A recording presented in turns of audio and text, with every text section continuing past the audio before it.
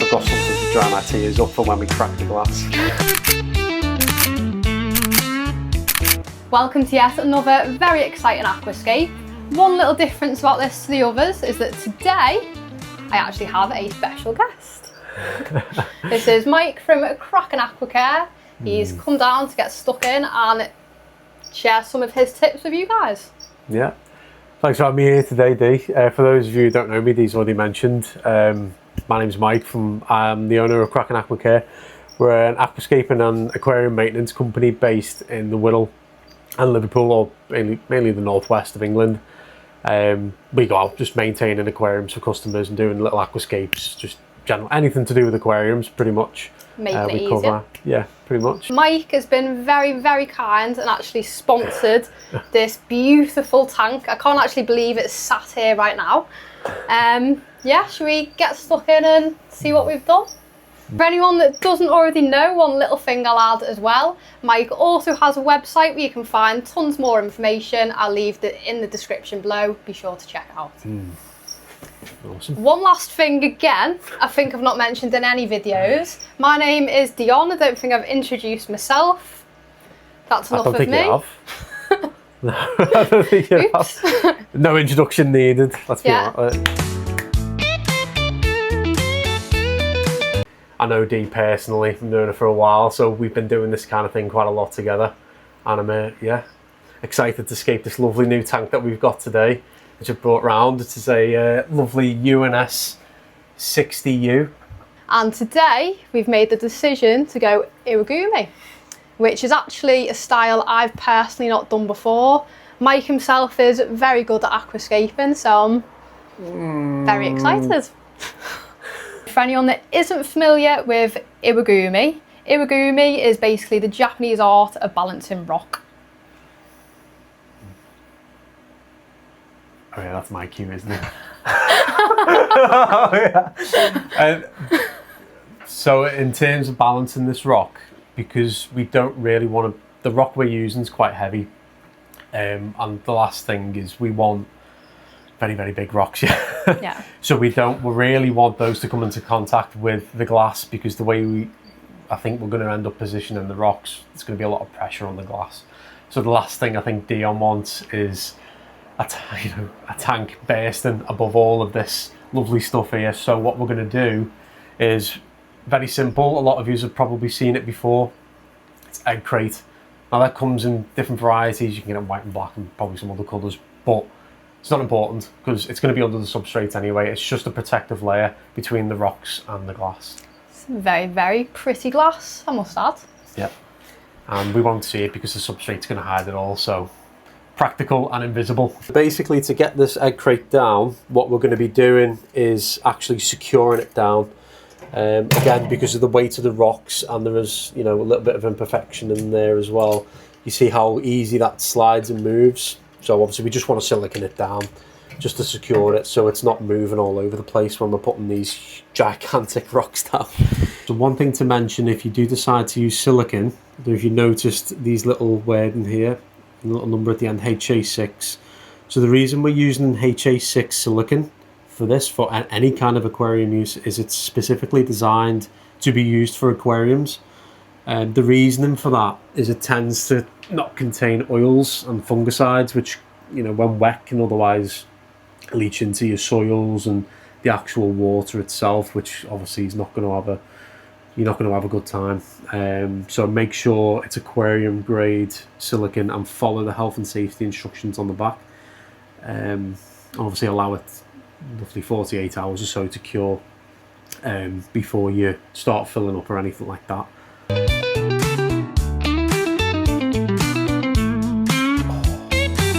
Never get used to that smell of silicone. For all the builders watching out there, don't judge me, I'm not professionally trained. Just gently pushing that down just to make sure it catches with the silicone. Again, it's not the prettiest thing in the world, but it's going to do the job. A bit of a different tip you might not have heard before. I presume all of you have seen the likes of a dojo in a shop environment.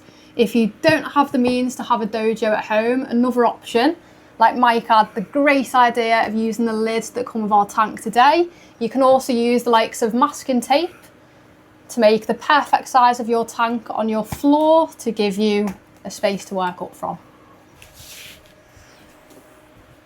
You just take a moment to appreciate this Sirius stone. So I seen this in Finest Aquatics the other year. I had absolutely no use for it at the time, but I physically couldn't leave the shop without buying it.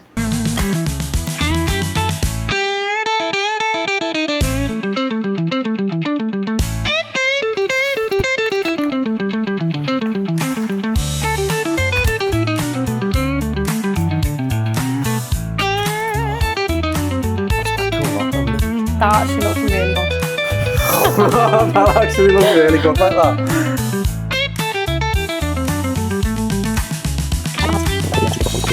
I prefer that to the other two that we've done. Yeah, I like that. I can't fucking believe it.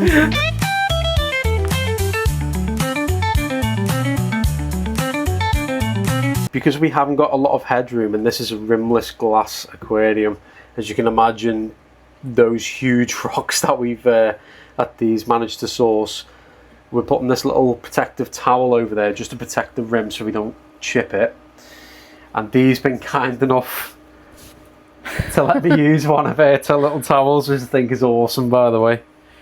But yeah, that's going to help us keep the glass nice and safe and multifunctional. Exactly, yeah. And then at least I've got something to dry my tears up for when we crack the glass. Don't jinx it, Mike.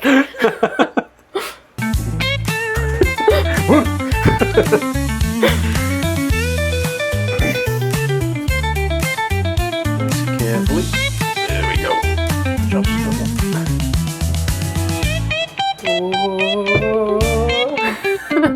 no. It's terrifying, isn't it? So we can see there's obviously a little bit of movement in this, which is another reason we wanted to put the egg crate down. We will make this stable though. We've got a lovely little Moss UK scape compound that we're going to use with an additional rock that we're going to use to wedge. We'll show you a little clip of that in a minute as well, just on how to use it and the principle behind it, and that's pretty much it.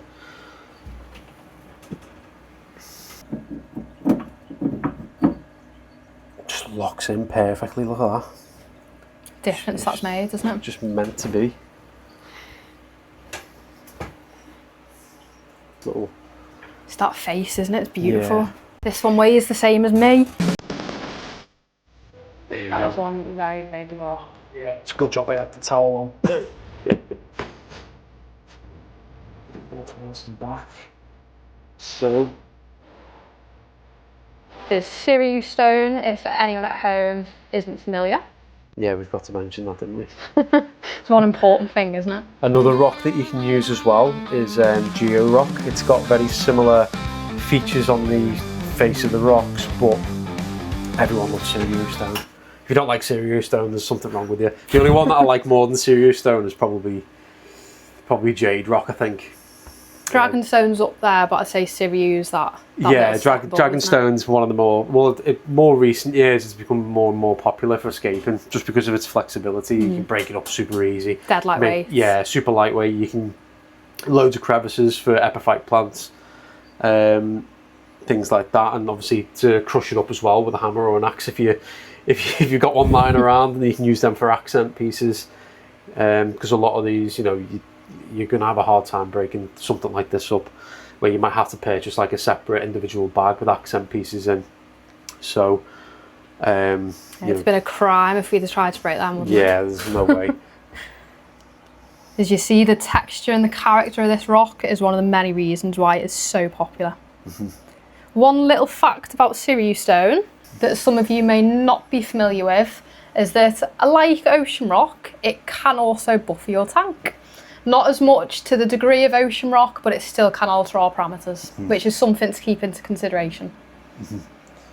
Which would be quite nice if you're using CO2 as well, because you have a little bit of a balance, not too much, but yeah, something to consider a lot of rocks, you want to make sure they're either inert or the majority of them will alter the hardness and the pH of the water. So just make sure, just do a little bit of research on which rock that you're purchasing and what kind of scape you want to achieve, really.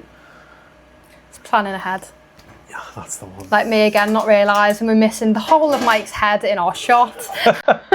Sorry, Mike. Just a beard with a big mouth. Wait there. Can you see that in the me holding that up in the reflection? No, you can't actually. Let's got rid of the light. Right there. There we go. Wait there. Like that. Do you know how to get rid of the light? If I turn the light off.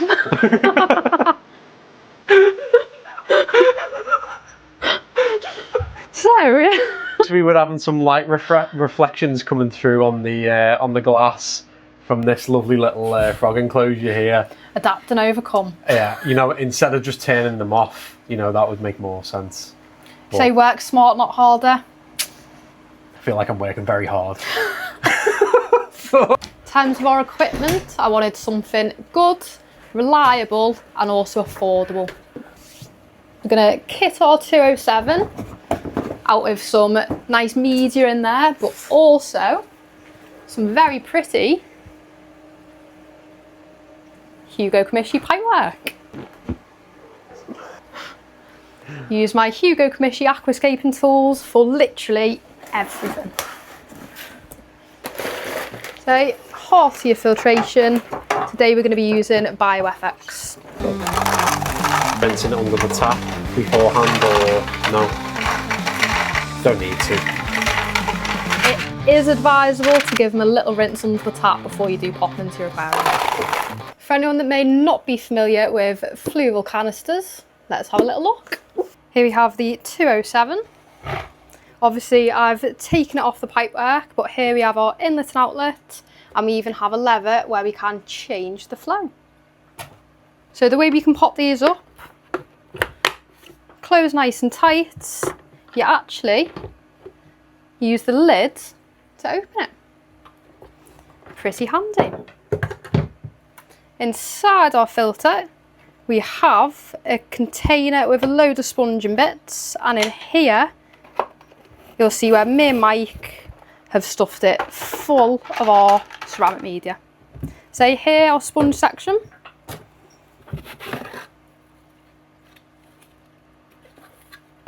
But you can, if you choose to, have this packed full of sponge as well. It comes down to how you want to dress your tank for the inhabitants you're putting in it. But I do recommend using as much of that media as you can. Here we have the moment of truth that I have been very, very dubious about. Yeah, you don't think that it's going to fit, do you? Little tip for your pipework is to use boiling water to help soften it up and get that all together. Just makes it a little bit more malleable to go onto the pipework.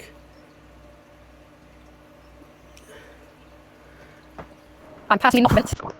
It will go on. Haha, fits. Told you that it'd fit. That's a smug looking face if I ever did see one. It's not the ideal pipe for it, but that's the job. It will do when I get it all the way. That might be the definition of where there's a will, there's a way. Here we're just using some Jubilee clips to make sure the pipework's on nice and sturdy. Because these stainless steel intake and outtake pipes typically come with 2 suckers each from Iwagumi. Very, very good quality set, by the way. I'm actually quite impressed with them. Somehow we've managed to lose, well, I say we, D has managed to lose one, so what we've had to do is we've had to improvise. Because obviously that intake pipe there was very, very wonky, so we've had to improvise and got a racking system, so a couple of zip ties at the back, just secured it in place and straightened it up, and it's quite nice and neat now and out the way. Very smart job at that. Full of great ideas, aren't you, Mike? Oh, I do my best. I have my moments. few and far between, unfortunately.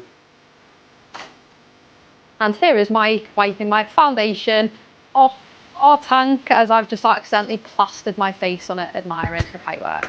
That is all I need to keep buying at Costco. Getting all the behind the scenes footage today. Yeah, and winter's coming as well, so I need the hair to keep warm.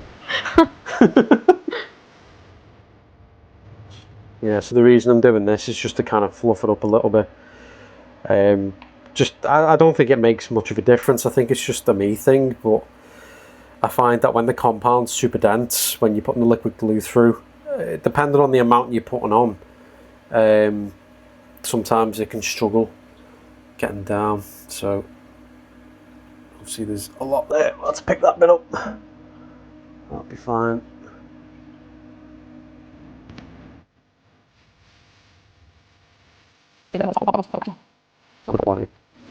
It's like a solid contact point. Now the fun part. When you are using this, it is a good idea to use some kind of mask or prevent the fumes coming into contact, especially with your eyes, from experiencing burns. So just make sure we get quite a bit on there. Let's give that a minute. It'll sizzle away and it should set, and then when that's done we put a little bit more on. Let's get in there with my finger. Don't want to push it down too much. Another little tip as well, what I do is, depending on your rock, if you've got two pieces, you can actually rub them together and create the dust residue from the rocks. So when you're actually doing this, you can then, when it's at that point where it's still a little bit wet, you can just like sprinkle a little bit of that dust residue on the compound, so it kind of blends in with the rock structure as well. Very smart. Yeah, that's what I do. That's solid, but I'm feeling like right there. Wouldn't be an Aquascape episode without losing something we desperately need. Very, very true. Once again,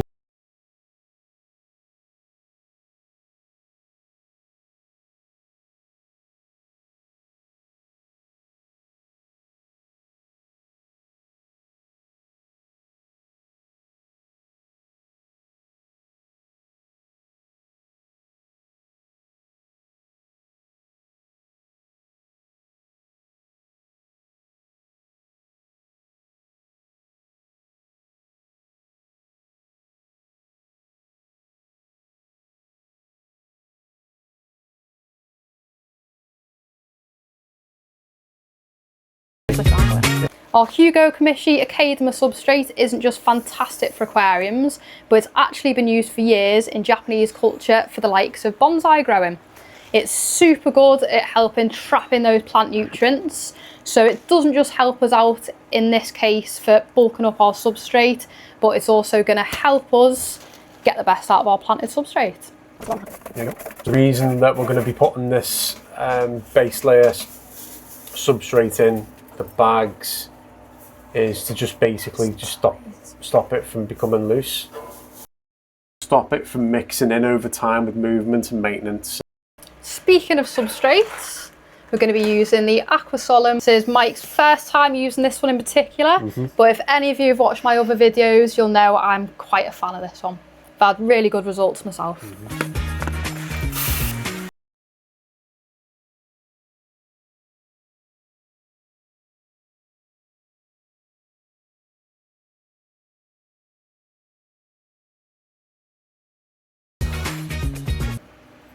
Very handy aquatic tool. Best tool you can have for your aquarium is a, you know, if your partner's been a bit of a pain in the backside during the week, you can pinch their toothbrush or something if you really wanted to. But honestly, not probably Aquascape it if you haven't got a toothbrush in your toolbox.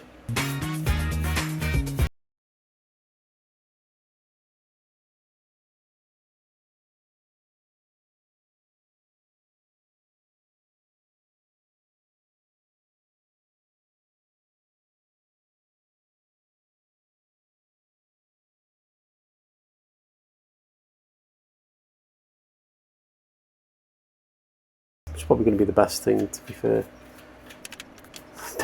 Don't just gung-ho it like me. Gung it in. This part also doubles up as therapy. Genuinely think that's one of the many reasons aquascaping has been fantastic for my mental health. I think there's a lot of crossover in things like that. Yeah, same. Speaking of, this is a great example, as that's a lot of the principle behind Iwagumi, really, isn't it? Yeah. The fluval plant 4.0. I've heard tons of fantastic things about this light, so I'm super keen to get it on, but I've also heard it can be a little bit tricky to set up. So I thought I'd make it its own video and we'll have a little go together. The results of these lights, I believe, speak for themselves. If you have a little look online, you'll see exactly what I mean. But their 4-year warranty is another factor that does speak for itself. The tones and coloration that you can get from this light is one of the many reasons it's gained its popularity, alongside that 24-hour program and interchangeable colour spectrum. It's one of the many reasons why you can get such incredible tones and coloration off the light is this incredible spectrum you can play with.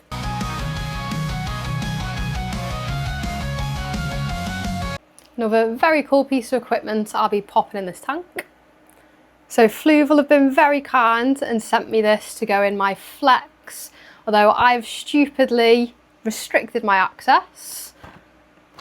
But kind of feels like it was meant to be. One of the common downsides of heaters in an aquarium is that they're usually very visible. Almost always very visible, unless they're hidden in an integrated sump, etc.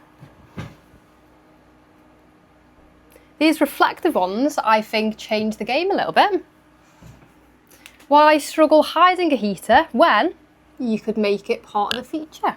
I think this is going to go in really well with our pretty pipework down the back here.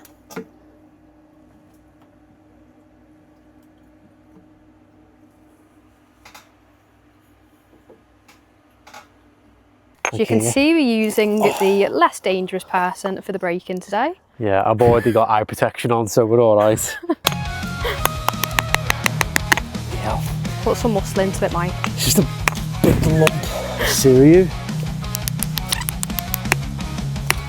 Oh, that piece went flying. Things we do for our fish. Can anyone notice the changes we've made in this tank? So for starters, this rock in the middle was the first thing that we've added from what you've just seen last. And it's just added a whole different layer to our scape. If anyone is new with Iwagumi, there's a... There we go. There we go. There's a few rules and techniques to Iwagumi. One of them is being odd numbers. There is no even numbers in nature, there is no symmetry, and that's what we're trying to replicate. So what we've kind of done here, we've gone a little bit crazy with it. So typically with Iwagumi, you would have 3 core principles. One's like the stone, it's based primarily over the stone hardscape. So you start off with like your mother stone, supporting stone, which is kind of like obviously slightly smaller than the mother stone, and then you have like your accent pieces which kind of bind it all together. We've gone a bit out of bounds with this one a little bit because we've kind of used 2 mother stones almost. They look very, very similar just in the size that they've used, the sizes that we've used, but I think it looks all right. It's a bit odd, isn't it? Just a bit like us. So I think that's the perfect explanation. Yeah. A little bit odd like us. Yeah, and we're going to do a couple of different things as well. So typically we'd only use very, very strict on planting. So you'd only use very, very low carpeting plants, for example. Typically 1-2 species maximum. I think we're going to go a little bit overboard with this one because we're going to be doing carpeting plants, different stem plants. Our own little twist on it. Yeah, our own little twist on it, like a bit of a mad mix. So I think one of the benefits of putting our own little changes on it, one, it's still going to look incredible, but 2, I think it's going to make our livestock that little bit more confident when they do go in. And you don't always have to follow the rule book as well. Just go with your gut feeling. If it feels right, just do it. Break the rules. Yeah, just break the rules, do that. We have my poor trashed planted tank. Full of duckweed. No duckweed in there, I don't know what you're chatting like. Off to a good start, putting duckweed into the new setup already. At least I'm washing mine. You're not, look, you're not even washing it, look. I can't see a singular duckweed. What is that? Not duckweed at all. Oh. Look how far, Mike. It's a duckweed. Oh, okay, I'll let you off. It's harder. It's harder than it looks. This is why we don't like duckweed. Get more. Yeah, tip 101, guys. Avoid this. It's like the devil. So here we've got a nice Iwagumi species. We may have forgotten which in particular. Yeah. Some nice Ludwigia Cliptris Super Red. That's the mini variety. And we have a new plant here that I am not familiar with. So Kraken Mike's picked out. Can't actually pronounce it. If any of you at home can, let me know. Let me have a go. Bogan Kyoto? I don't know, that's... Even sounded like you had an accent. 10 out of 10. Also have some lovely Hygrophila polysperma. Super nice, easy to grow plant.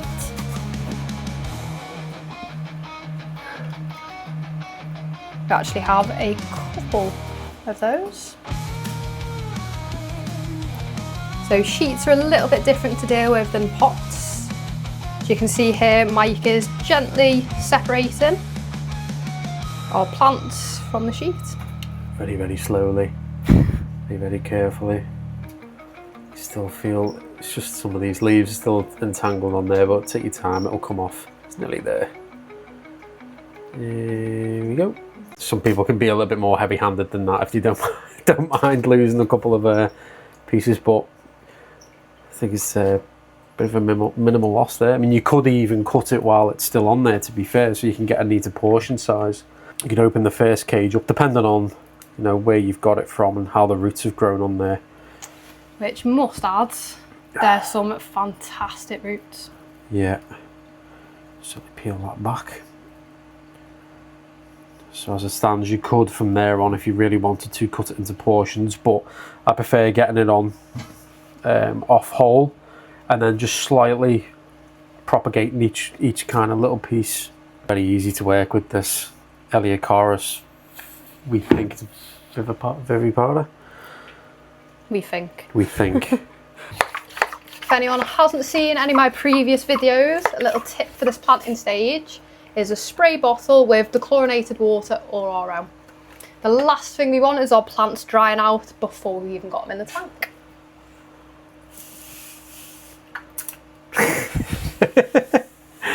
I do need a shower today, to be fair. It's a warm day, it's a hot day.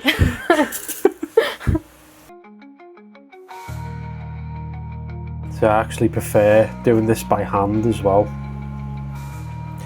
Obviously with using scissors and different tools and stuff, with me being a little cack-handed, there's a bit more risk of me chopping into some of the stems and damaging the plant further than it needs to be. I mean, I'm still being a little bit rough with it by splitting it, but you know, you can kind of feel where the roots are kind of loose and where you can pull and where you can't pull. I mean, if you want to be really over the top with it, then, you know, you can go that way, but at the end of the day, if it works for you, it works for you. Just do what's comfortable for you. And it's quite therapeutic, I find. Yeah, especially when you see them all lined up in the same way. See, at this point, what I could do is you can actually see the partitions in the plants. So if you really wanted to, you see where like each stalk's kind of growing there. You're probably not going to get a straight cut, but you could always try and just cut it down that way, and then it might be easier to remove it from the actual mesh. But again, you don't have to be like super gentle with it. But it's joys of aquatics, isn't it? There's so many different ways of doing things. Is that what works best for us, isn't it? exactly. We get a little step ahead by splitting our Ludwigia, which I'm going to put in a separate section. I like the way you've given yourself the easy stuff. Yeah, I've got to put you to work, haven't we, Mike? I get all the fun jobs today. Super pretty delicate leaves in this one, which I think will go really well in this scape as it's not going to take away too much more pretty rock. Might have got my karma here by giving Mike the difficult job, as my roots are very entwined. Saves you right. Saves you right for putting duckweed on the Elaeocharis. Duckweed on the Elaeocharis.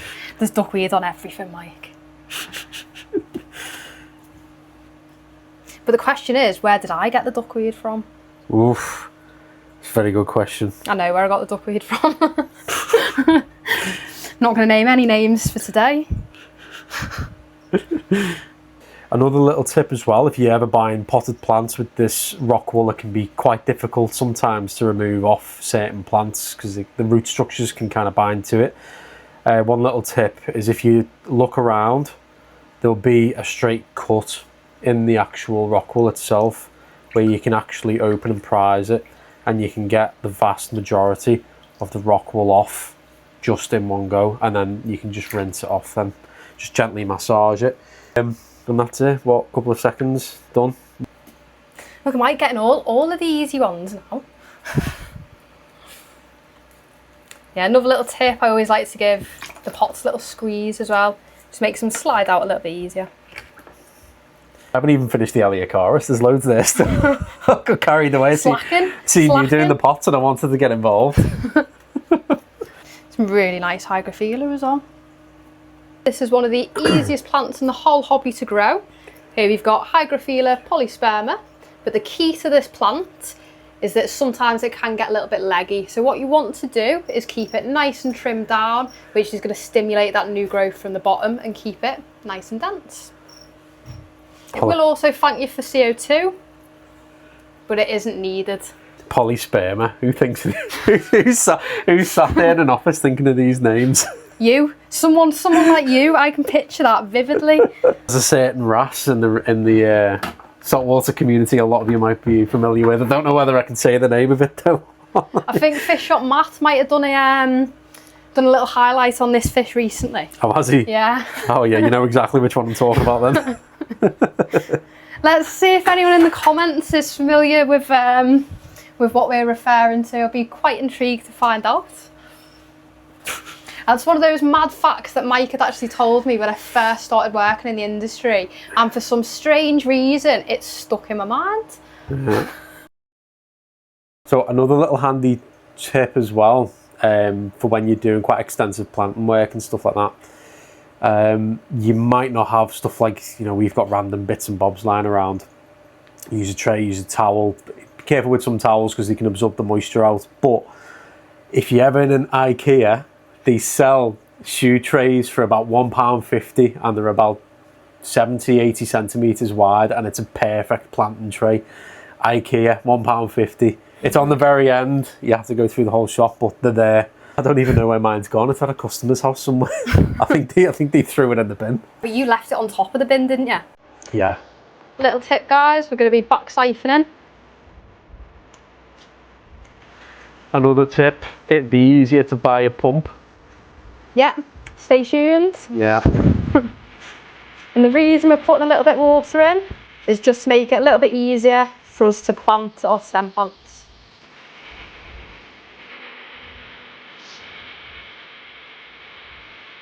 Always a good idea as well to space each plant apart as well, just to kind of help with the root structure as well, just to give the plants a little bit more room to breathe.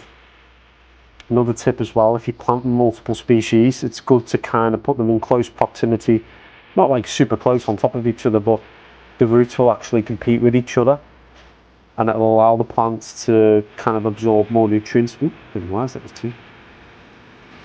A little bit quicker. So the only downside is if you've got a delicate plant, I think sometimes the more dominant plant can overpower the more delicate one. But that's it.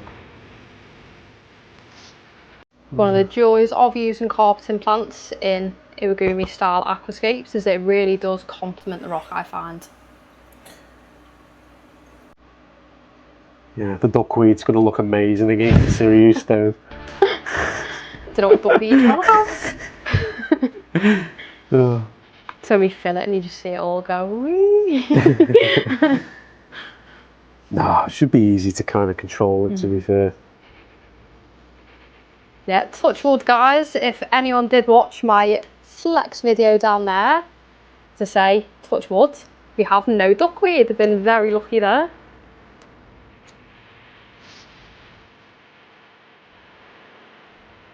You can see the aquasolim is so easy to plant into, gives us a good little helping hand. Do like Aquavitra products in general, to be fair. Been using them on the van for quite a while. Really good, aren't they? Yeah.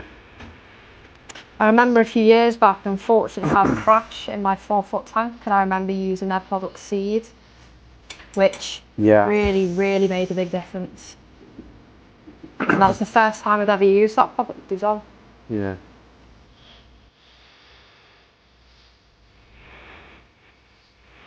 It's one of the best. I think it's one of the better liquid bacteria solutions. I think it's. I think you can use it in salt water as well, if my memory serves me right. Another little aquatic tip, as you can see here, Mike's just put a little bit of Eleocharis. The reason he's popped it here is so that we can have a good little insight view of the growing of the roots. So that way we can make sure that it's settling in well and it's grown well. Mm-hmm. So a technique I've seen Green Aqua use a few times.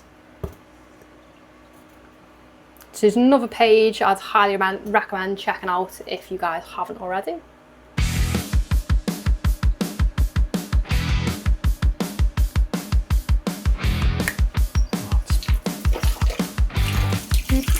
May have sprayed the plant a bit too much. Maybe the key word.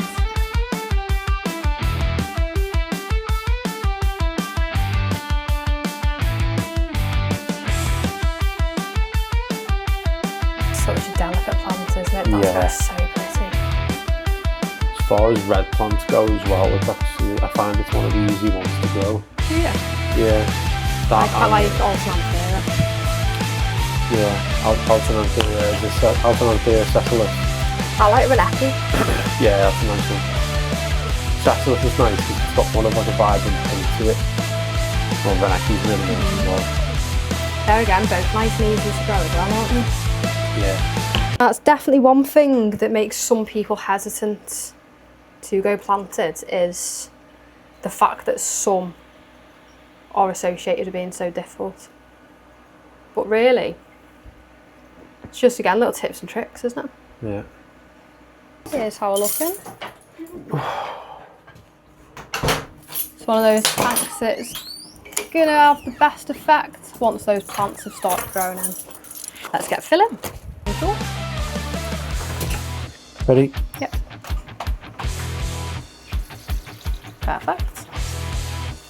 Work smart, not hard. Aye, not lifting any more buckets today.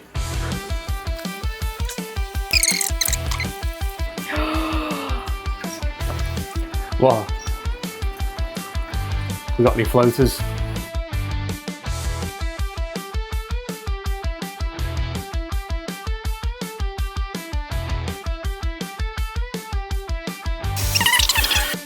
Another tip for filling your tank up, this pump that I'm using here, I'm aiming it directly at the rock, just so we've got a good bit of displacement and it's not whizzing all of our freshly planted Eleocharis about.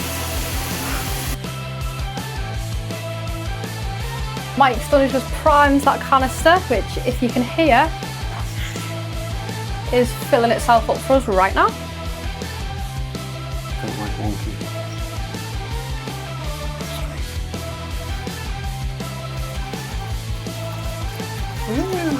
We have flow.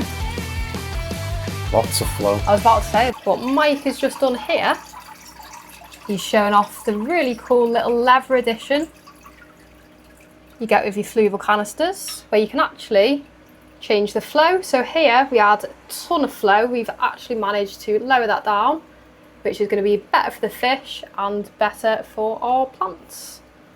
while still having a cracking capacity of our actual filtration. Any of you that know me personally will know that I'm a creature of habit, and those of you who have seen my previous videos will know that I'm a massive advocate of Seachem products. I've religiously used their products well over 5 years now, had great success and couldn't recommend them anymore.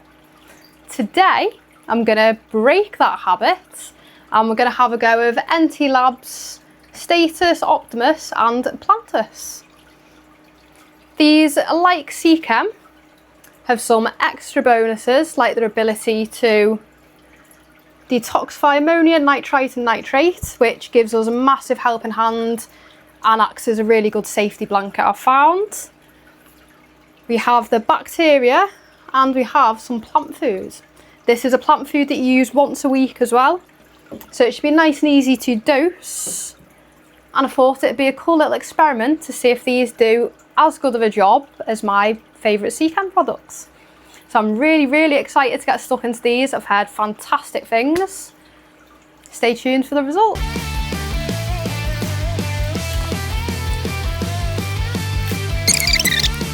Help if unlock the nozzle. It is on, isn't it? Yeah, it's recording. It's been recording the whole time. Oh. Thank you very much for tuning in. Hopefully we've given you some entertainment as well as some useful tips. Be sure to stay tuned. We might have a few little secrets down the line. Hopefully provide a bit more entertainment and a few more tips and tricks. Yeah, it's going to be good. If anyone hasn't already, be sure to check out Mike's website. I'm going to pop it in the description below. You'll be able to find a ton of different, say, aquascaped aquariums. He does maintenance, basically all the blessings of aquatics without the stressing for you guys. Thank you very much, guys. See you soon, hopefully. Unless you're sick of the sight of both of us already, we'll see.